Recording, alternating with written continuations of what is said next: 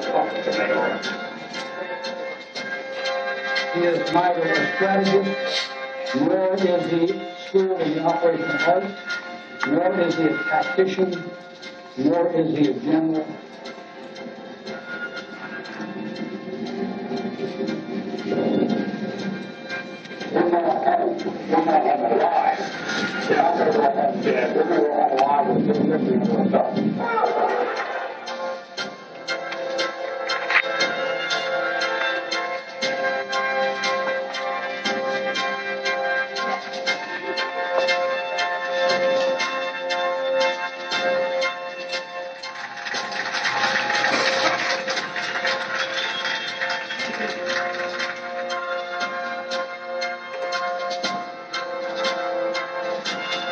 Mr. Ambassador, I am proud to report to you that Kuwait is free.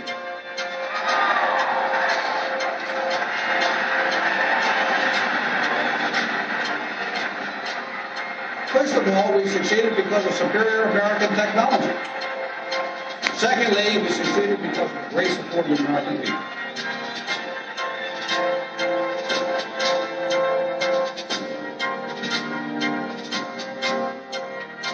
People come to work to succeed. Nobody comes to work to fail. I mean, did you see this on a soap opera? Young man gets up, gets dressed, has breakfast, goes to the door, kisses his new wife goodbye, and says, "Sweetheart, I'm going off to my new job to fail." Of course not. People work to succeed. I'm Norm Schwarzkopf, and today we're going to talk about leadership.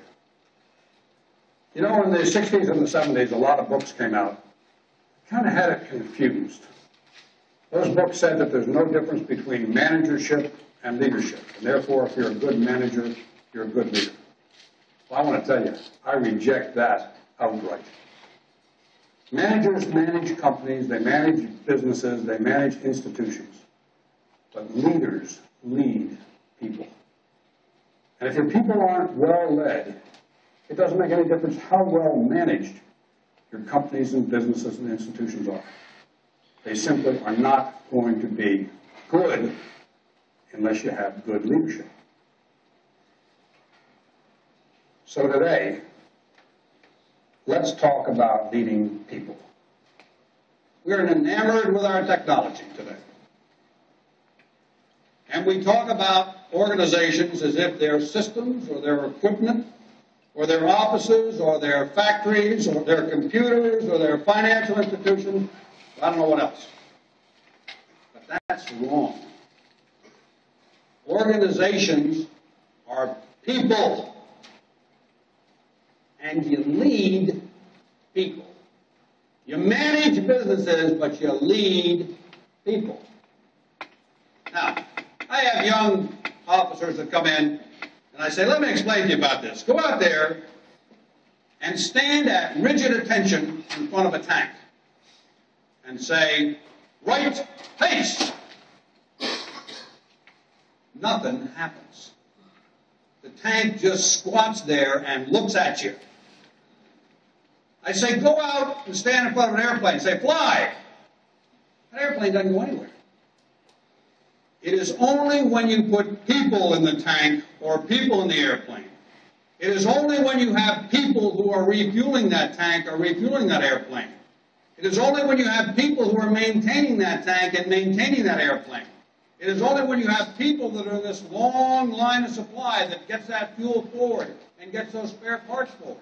It's only when you have the people that were led properly to manufacture that airplane or that tank. Only with all of those people involved does that tank ever move, or does that airplane ever fly. It's leadership of people that we need to focus on. In every organization I've ever seen that's a high-performing organization, they have one thing in common. They set goals. They set goals that are simple, that everyone within that organization understands. You know, I was a brigade commander when I was a colonel, and I commanded 3,500 people. I got up one morning, looked at myself in the mirror while I was shaving, and said, Schwarzkopf, what are the 5 most important things today that your organization is going to do? I knew the answer. I went into work and I called in my battalion commanders, the next level leadership, and I said, hey guys, tell me the 5 most important things that we're doing today. I was surprised at their answers. But then we took our little test one level further. We went down to the company commanders. And we said, what are the 5 most important things to you? And we were shocked. And I went back and I rewrote my goals.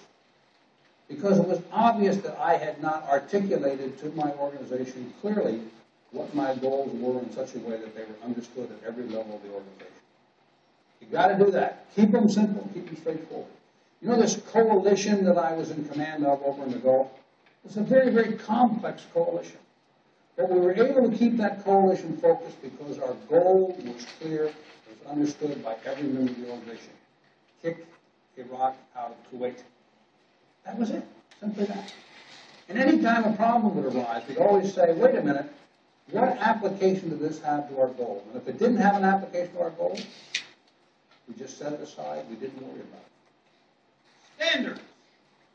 You show me a high-performing organization, and I will show you an organization that is established for itself, or its leaders have established, high standards. You show me a low-performing organization, and I will show you one where the leadership accepts low standards. When I was a young man in high school, I came home one day, and my dad said, how'd you do on the test today, Norm? And I said, boy, Dad, I did great. I got an 80. And he said, do you know that that means that you don't know 20% of everything you're supposed to know about that subject? Boy, I think he was dumb. My son came home last week, and I said, son, how'd you do on your French test? And he said, Dad, I got an 85. And I said, did you know? And he thinks I'm dumb, too. I want you to know that. But it's standards. It is standards. People want to know what's expected of them. Listen to me. Remember when you were back at school, when you walked into a new classroom for the first time with a new teacher? What did you say? What's it take to pass this course? Do they grade on the curve here? Of course you did. Of course you did. Because all of us want to know what we're being measured by, and then we are going to do better than that. When I was a brigadier general, I went to Germany, and I was made the assistant division commander of a mechanized armored division. Now, up until that time, I had been light infantry. That has nothing to do with my size, folks. That has to do with the fact that I was a paratrooper, I was an air assault infantryman, I was an Arctic expert, I was a jungler. But now, all of a sudden, I was made the assistant division commander of an organization that had tanks and armored personnel carriers and tracked artillery and a bunch of helicopters. And worse yet, my division commander made me the assistant division commander for support. That meant I was responsible for the maintenance of all of this heavy equipment. And I saw the demise of what up until that time had been a very promising military career. But it got worse.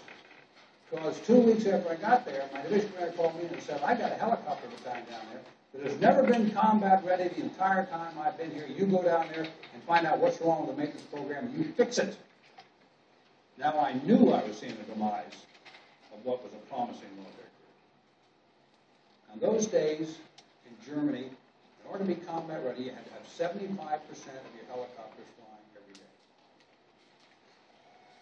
When I got down to that organization, I talked to the battalion commander, I talked to the company commander, I talked to the maintenance personnel, and guess what I discovered? The Department of the Army in Washington, D.C., and its inimitable wisdom, had published a regulation, standards for type Army helicopters. And for the type of helicopters in that battalion, the standard as published in the Department of Army regulation was 70%. And that battalion had been coming in every day at 71, 72, 73%. They thought they were doing just great. So I said to them, look, take the Army regulation, tear it into little tiny pieces, and throw it in the trash can. In order to be combat ready in Germany, you've got to have 75% of your helicopters flying every day, and your standard is 75%. And you know what happened. the next month, and for every single month I was in that division for the next 2 years, that battalion came in at 77, 78, 79, 80%. And my division commander thought I was a maintenance genius.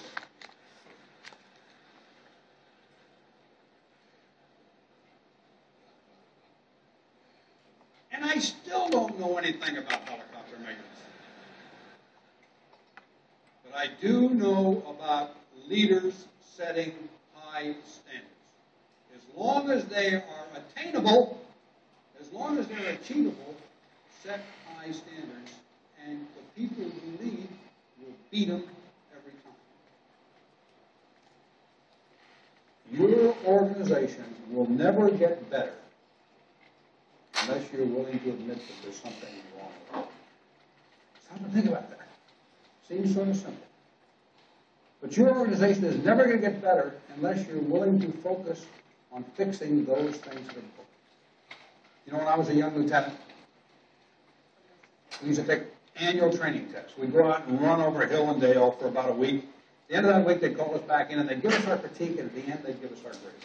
And our grade was always 99.8%. I got to tell you, even to this young, inexperienced lieutenant, I knew we weren't that good. I was that good, of course. I knew that organization wasn't that good. But you know what? We never changed the way we were doing our jobs, ever. Why? Because we were already perfect. At 99.8%, you can't get much better than that. So there was no need to change anything. We just kept on doing year in and year out the same thing. In the 60s, the Department of Defense adopted a motto: 0 defects.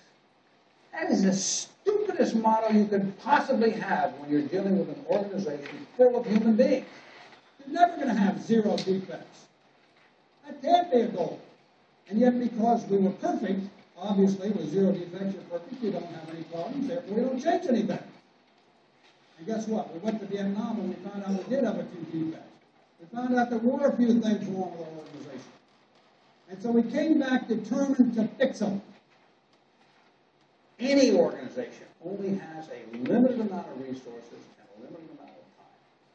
And therefore, when you look to the application of those resources and that time, you should apply it where it's needed most. That is where things are going wrong, where things are broken. Don't apply your limited resources, your limited time, against those things that you already do well. That's the secret. And if you do that, your organization is going to get better. But oh, by the way, you can't do that unless you establish a climate within your organization where you don't shoot the messenger. Saddam Hussein did that. Saddam Hussein had a brainstorming session one time and called everybody and said, okay, let's all talk about this thing. How do we get the war over between Iran and Iraq? One guy said, well, you know, you're so personally identified with the war. Maybe if you step aside for 6 months, we'll have a peace, and then we'll bring you back into power. Saddam picked the guy up, took him out of the room, shot him outside the door, came back in, said, anybody else got any good ideas? I think, first of all, probably more important than anything else is a good leader is a person who's willing to accept responsibility. A lot of people are very, very capable, but they just don't like the burden of responsibility. Those people will never make good leaders. But the person who is willing to.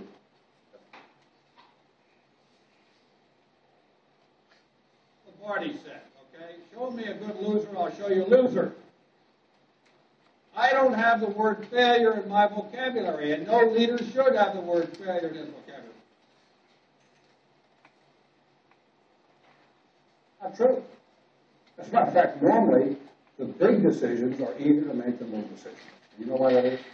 Because normally when you have a big problem, when you need a big decision, you also have big resources that you can apply to it.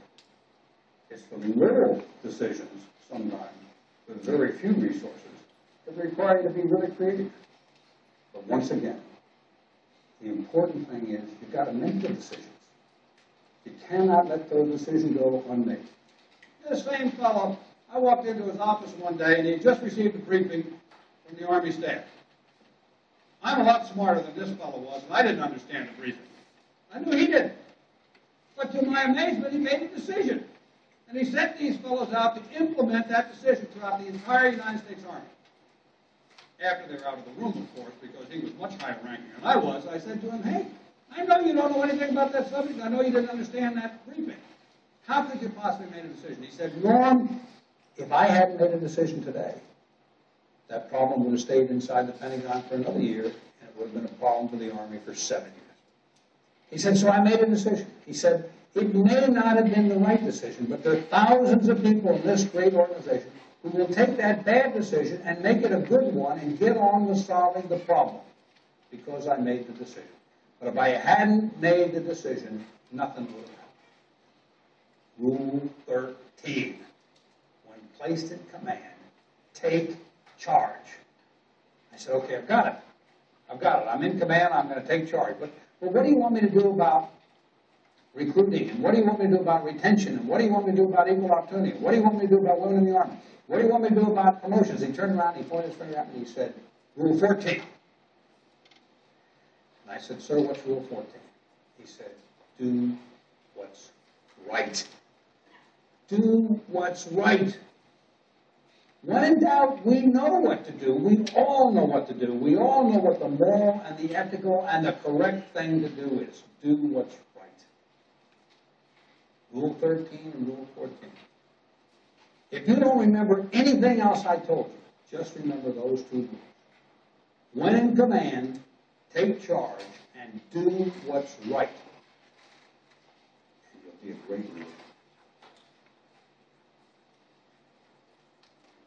You should derive your reward from the work itself. And if you derive the reward from the work itself,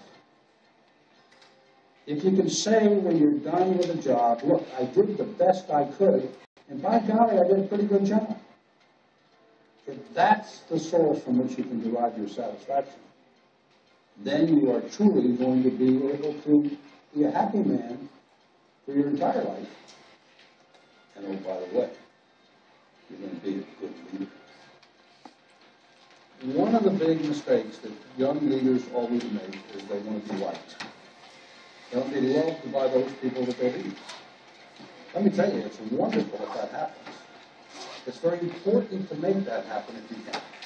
But that's not necessary. What's most important is that the people you lead respect you. You know, being a leader isn't always a bed of roses.